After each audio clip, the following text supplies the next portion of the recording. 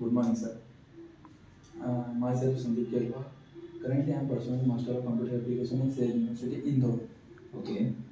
And my current Means you are pursuing MCA or you have completed MCA sir pursuing MCA from Sage University? from Sage University. Okay. Currently, I am third semester is Okay. running, and my second semester is percentage of 7.2%.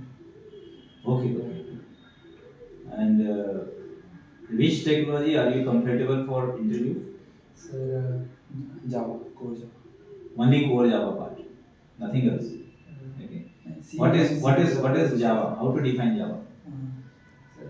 Java is complete technology and platform which is used to create small scale to large scale applications. Okay.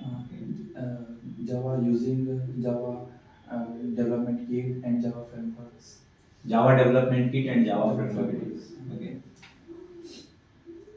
Okay. What is JVM? JVM Java Virtual Machine is converted to bytecode to machine code. Java Virtual Machine. JVM is platform dependent or platform independent? Sir, independent. JVM is platform independent. Means No. JVM platform dependent, but not OS dependent, operating system dependent. Okay. Platform dependent and operating system dependent. What is the difference between both of them? Mainly, You can explain in Hindi also. okay. Thank you, sir. So, Java virtual machine जो platform dependent नहीं है, इसलिए sir क्योंकि sir हमें जावा के code को sir JVM के ऊपर ही सर हम उसे एग्जीक्यूट कर सकते हैं, लेकिन हम ऑपरेटिंग सिस्टम की सर उसमें ज़रूरत नहीं होती है सर। इसके ऊपर डिपेंडेंट नहीं होता, वो किसी भी ऑपरेटिंग सिस्टम पे सर ये रन कर सकता है। ओके, देयर आंसर देखो, मैं आपको क्वेश्चन के साथ आंसर भी बता देता हूँ जिससे आपको इससे कुछ बेनिफिट भी हो इंटरव्यू से। देखो, JVM is different for different operating system. JVM her operating system के लिए अलग-अलग होता है। लिनक्स में अलग JVM होता है, विंडोज में अलग JVM होता है, सोलारिस में अलग JVM होगा, मैक का अलग JVM होगा। तो JVM is platform dependent. JVM जो है ना OS डिपेंडेंट होता है, जावा OS इंडिपेंडेंट होता है, क्योंकि जावा का जो कोड है वो बाइट कोड जनरेट करेगा आफ्टर कंपाइलेशन, और ये जो बाइट कोड होगा it will execute under JVM। Okay, तो Java depend on JVM, not depend by operating system. ठीक है, this is the implementations of Java. Okay, how many classification of Java? Java को कितने part में divide किया गया है? सर जावा को 3 पार्ट में डिवाइड किया गया है। जैसे जावा स्टैंडर्ड एडिशन, जिसमें हम वेब एप्लीकेशंस बना सकते हैं। Standard edition is not for web application. No sir, इसमें हम डेस्कटॉप एप्लीकेशन बनाते हैं sir. And second enterprise edition sir, okay, जिसमें हम सर वेब एप्लीकेशंस बनाते हैं। ओके, जिसमें हम सर फ्रेमवर्क का और बिना फ्रेमवर्क का भी यूज, दोनों टाइप के फ्रेमवर्क यूज करते हैं। तीसरा क्या होता है? और तीसरा सर इसमें होता है micro edition sir, J2ME, Java two micro edition. Java two micro edition sir, जिसमें हम सर मोबाइल एप्लीकेशंस बनाते हैं sir. Okay, suppose that I am asking one question based on logic. Okay, suppose that I have 10 different type of markers. This type of marker, 10 different type of markers. Yes. Okay, I want to display the markers one by one. What you will do? Means first marker will display, after that second marker will display, after that third marker will display, after that fourth marker will display. What you will do? So sir, I can understand your questions. मेरा प्रश्न ये है कि मेरे पास 10 अलग-अलग type के markers हैं, ठीक है, 10 मार्कर्स को मुझे प्रिंट कराना है वन बाय वन।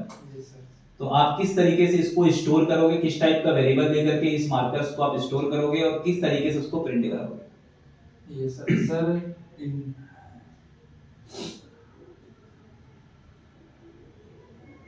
देखो, ये लॉजिकल क्वेश्चंस हैं, इसके लिए आपको एरे लेना पड़ेगा, क्योंकि आपको 10 मार्कर्स मैंने फिक्स कर दिए कि मेरे को 10 मार्कर्स, तो आप 10 मार्कर्स का आप एक एरे ले लीजिए, है ना।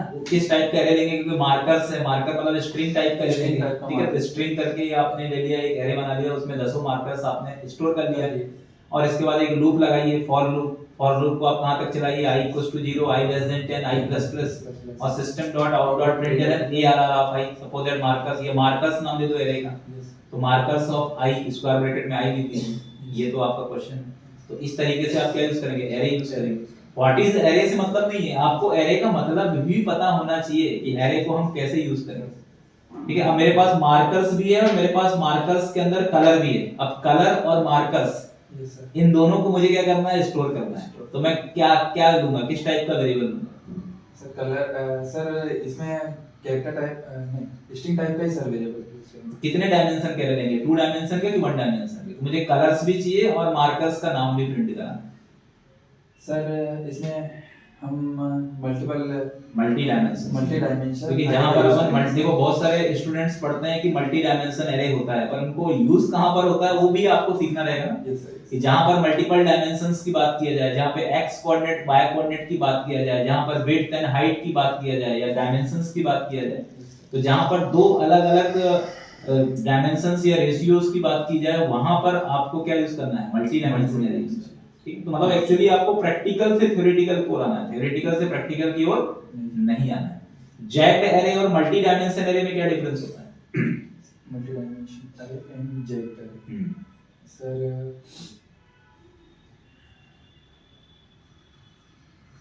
Sir, I don't know. Jacked मतलब होता है हर रो के अंदर अलग-अलग टाइप के एलिमेंट्स होंगे। Yes sir. और मल्टी डायमेंशन एरे में हर एक रो एलिमेंट्स के अंदर बराबर एलिमेंट्स होंगे। मींस जैसे फर्स्ट रो में 5 एलिमेंट्स है तो सेकंड में भी 5 होगा, थर्ड में भी 5 होगा, फोर्थ में भी 5 होगा। इसे क्या बोलेंगे, मल्टी डायमेंशन।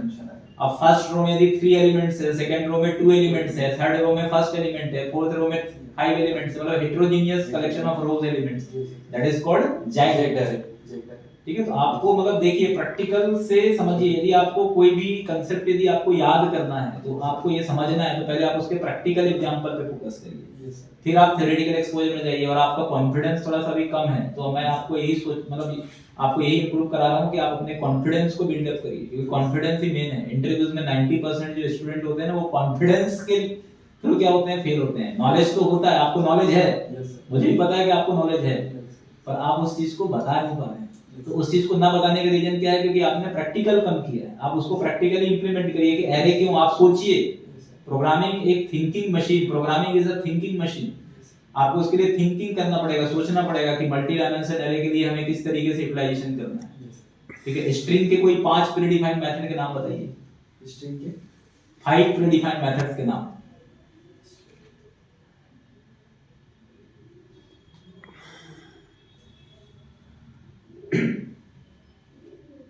एक ही बता दीजिए। चलिए, स्ट्रिंग की साइज निकालना है, उसके लिए कौन सा मेथड होता है? लेंथ मेथड तो बड़ा होगा, लेंथ। हाँ, लेंथ के अलावा array dot length, string dot length, string dot length और print string, सब स्ट्रिंग मेथड है, सब स्ट्रिंग मेथड भी है। ठीक है, इसके बाद इंडेक्स ऑफ मेथड भी है, लास्ट इंडेक्स ऑफ मेथड भी है, रिप्लेस मेथड भी है। ठीक है, there are lots of predefined method. To upper case के लिए मेथड है, लोअर केस के लिए मेथड है। आप ये चीज याद रखिए। ठीक है, तो देखो इंटरव्यूज लेने का मतलब ये होता है कि बहुत सारे बच्चे पढ़ते तो बहुत सारी चीजें हैं, पर उस चीज को वो इंप्लीमेंट नहीं करते, उनको याद नहीं रहता। पढ़ने से मतलब नहीं है आज की डेट में, आपको वो चीजें इंप्लीमेंट करिए। आप समझिए कि स्ट्रिंग का क्या यूज है। सबसे ज्यादा यूज होने वाला डेटा टाइप कौन सा है सर? स्ट्रिंग टाइप ही है, क्योंकि आप खुद समझिएगा आप सबसे ज्यादा मैथमेटिकल ऑपरेशंस के लिए कौन सा डेटा टाइप सबसे ज्यादा यूज होता है? Sir integer. इंटीजर में नहीं होता जाता है, फ्लोट में ज्यादा होता है, क्योंकि पॉइंट वाली वैल्यूज भी तो मैथमेटिकल में ज्यादा यूजफुल होती हैं। फ्लोट और डबल में क्या डिफरेंस होता है?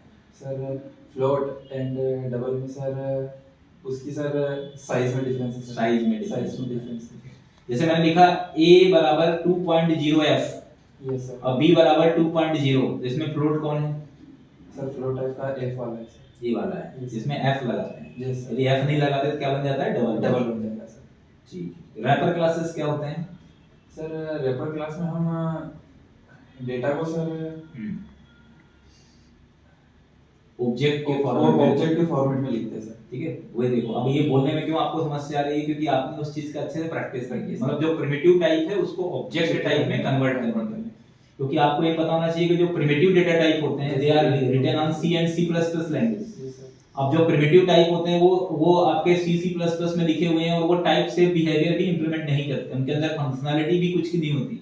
यदि आप उसको रैपर क्लास के थ्रू मैनेज करोगे इसमें आप बहुत सारे फंक्शनैलिटी इंप्लीमेंट कर सकते हो, because wrapper class contain various predefined methods to implement operations. ठीक है, आप बिल्कुल सीख जाएंगे, ये आपका पहला इंटरव्यूज है। ठीक है, ऐसे मैं आपको और बहुत सारे मॉक इंटरव्यूज देता रहूंगा और मैं आपको चैलेंज के साथ बोलता हूं कि आपका ऑटोमेटिकली इंप्रूवमेंट होगा। ठीक है, ओके, ठीक है, थैंक यू।